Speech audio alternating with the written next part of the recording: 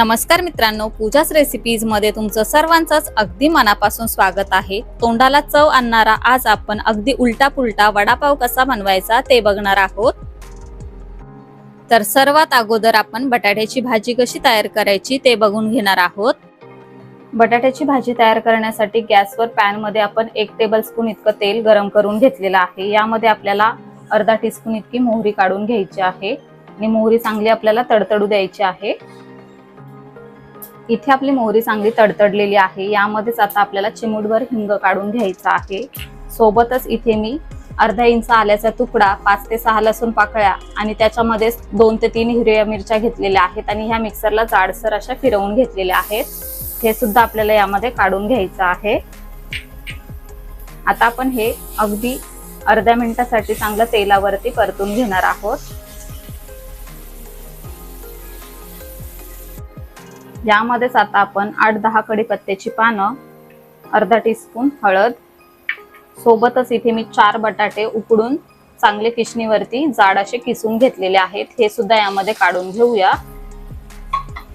बारीक चिरून घेतलेली कोथिंबीर आणि चवीनुसार मीठ। आता आपण बारीक गॅसवरतीच हे चांगलं मिक्स करून परतून घेणार आहोत।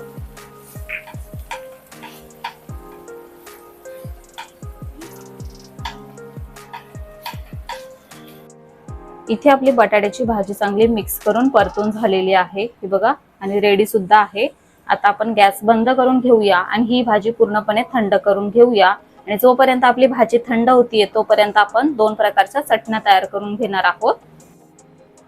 जोपर्यंत आपली बटाट्याची भाजी थंड होतीये तोपर्यंत आपण दोन्ही पण चटण्या तयार करून घेणार आहोत। तर सर्वात अगोदर आपण लाल सुकी चटणी तयार करून घेणार आहोत। तर इथे मी 2 वाट्या इतकं बेसन चाळून घेतलेलं आहे। 1 चिमूटभर खायचा सोडा, अर्धा टीस्पून तिखट, 1/4 टीस्पून हळद आणि चवीनुसार मीठ घेतलेलं आहे। आता एक एक करून सर्व जिन्नस आपण यामध्ये काढून घेणार आहोत। हे बघा, आता आपल्याला यामध्ये थोडं थोडं करून पाणी घालून घ्यायचं आहे आणि मध्यम घट्ट असं बॅटर आपल्याला याचं तयार करून घ्यायचं आहे।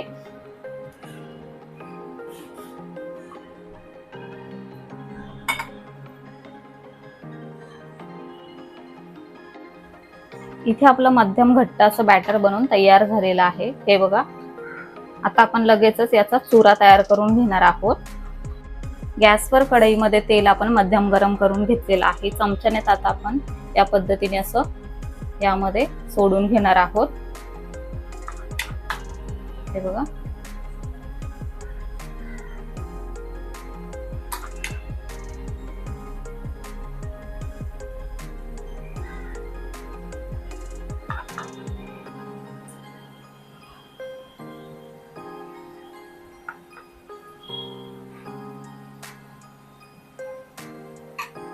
गॅस इथे आपण मीडियम करून घेणार आहोत आणि मीडियम गॅसवरती हे चांगलं खमंग होईपर्यंत तळून घेणार आहोत।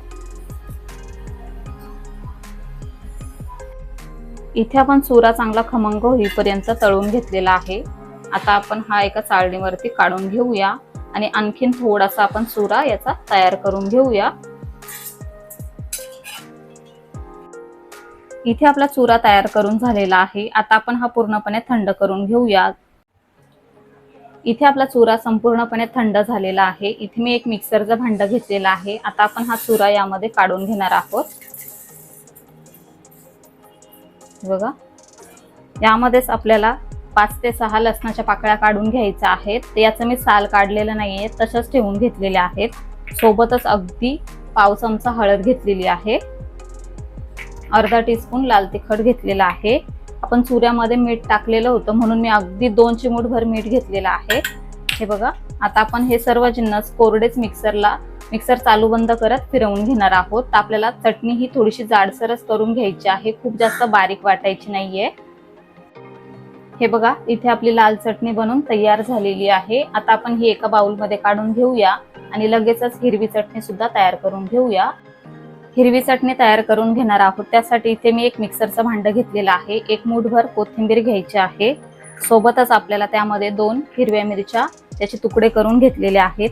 सोबतच अर्धा इंच आल्याचे तुकडे सुद्धा करून घेतलेले आहेत आणि 5 ते 6 लसणाच्या पाकळ्या घेतलेल्या आहेत। थोडंसं अगदी मीठ घेतलेलं आहे चवीनुसार आणि अर्धा लिंबाचा रस काढून घेतलेला आहे।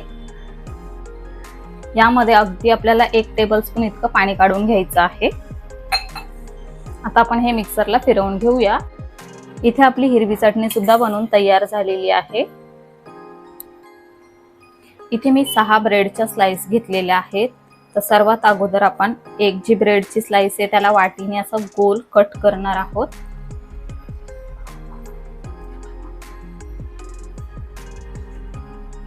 हे बघा, या पद्धतीने उर्वरित सर्व ब्रेडचे आपण या पद्धतीने तुकडे तयार करून घेणार आहोत। इथे आपण ब्रेड या पद्धतीने कट करून घेतलेला आहे। आता आपण जी बटाट्याची भाजी तयार करून घेतलेली आहे ती मध्यभागी आपण याला भरून घेणार आहोत। हे बघा, या पद्धतीने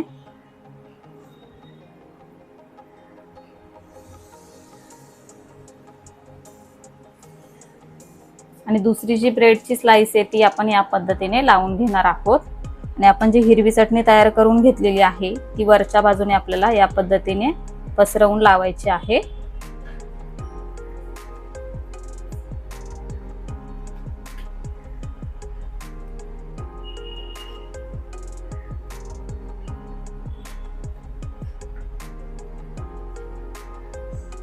याच पद्धतीने आपण संपूर्ण ब्रेड तयार करून घेणार आहोत।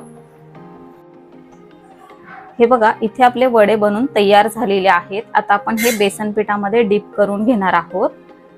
हे बघा, या पद्धतीने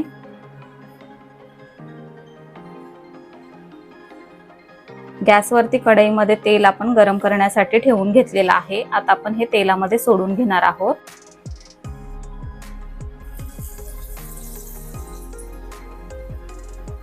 हे बघा, गॅस आपण मीडियम करून घेणार आहोत।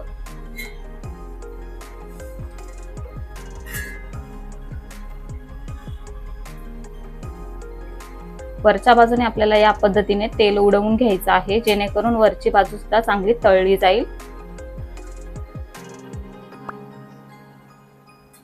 आता आपण हे चांगलं उलटून घेणार आहोत।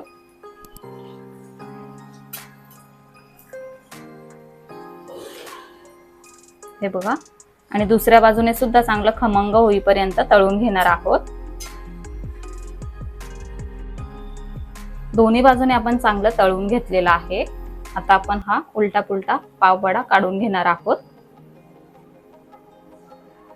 हे बघा, उर्वरित सर्व आपण याच पद्धतीने तयार करून घेऊया।